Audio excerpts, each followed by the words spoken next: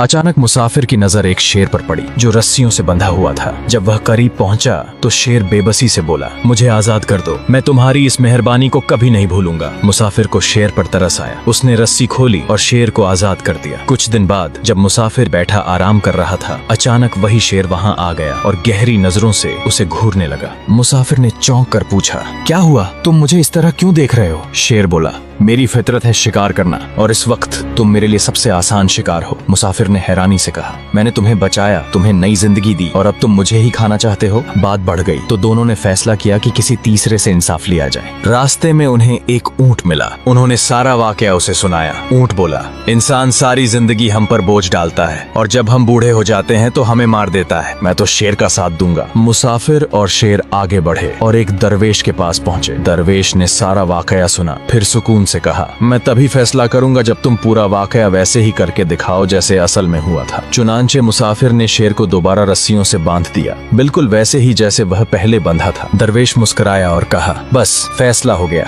नेकी हर जगह नहीं की जाती और जो आजाद होकर काटने लगे उसे दोबारा बांध देना ही समझदारी है।